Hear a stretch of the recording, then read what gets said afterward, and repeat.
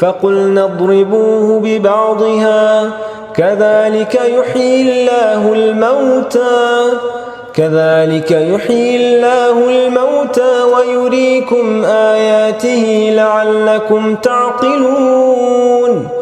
অতঃপর আমি বললাম, গরুর একটি খণ্ড দ্বারা মৃতকে আঘাত করো। এভাবে আল্লাহ মৃতকে জীবিত করেন এবং তোমাদেরকে তার নিদর্শনসমূহ প্রদর্শন করেন যাতে তোমরা চিন্তা করো।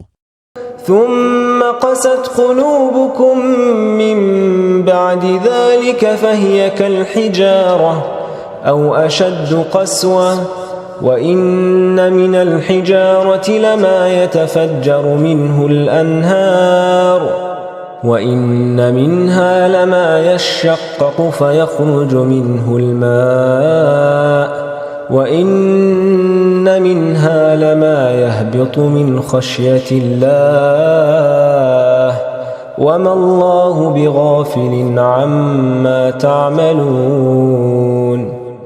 অতঃপর এ ঘটনার পরে তোমাদের অন্তর কঠিন হয়ে গেছে, তা পাথরের মতো অথবা তৎপেক্ষাও কঠিন। পাথরের মধ্যে এমনও আছে যা থেকে ঝর্ণা প্রবাহিত হয়, এমনও আছে যা বিদীর্ণ হয় অতঃপর তা থেকে পানি নির্গত হয়, এবং এমনও আছে যা আল্লাহর ভয়ে খসে পড়তে থাকে। আল্লাহ তোমাদের কাজকর্ম সম্পর্কে বেখবর নন।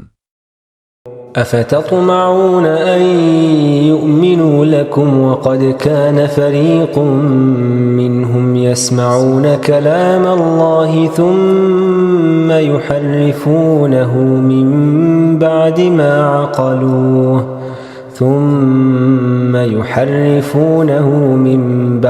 ما عقلوه وهم يعلمون।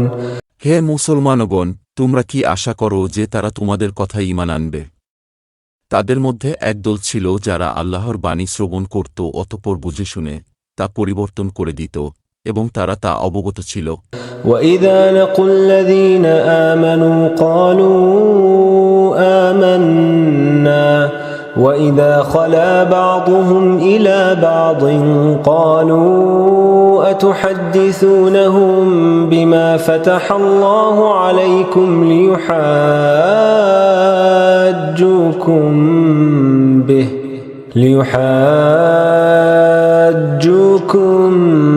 بِهِ عِندَ رَبِّكُمْ أَفَلَا تَعْقِلُونَ।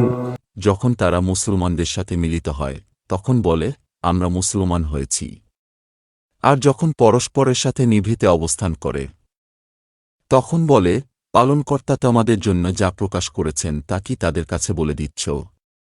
তাহলে যে তারা এ নিয়ে পালনকর্তার সামনে তোমাদেরকে মিথ্যা প্রতিপন্ন করবে, তোমরা কি তা উপলব্ধি করো না? أَوَلَا يَعْلَمُونَ أَنَّ اللَّهَ يَعْلَمُ مَا يُسِرُّونَ وَمَا يُعْلِنُونَ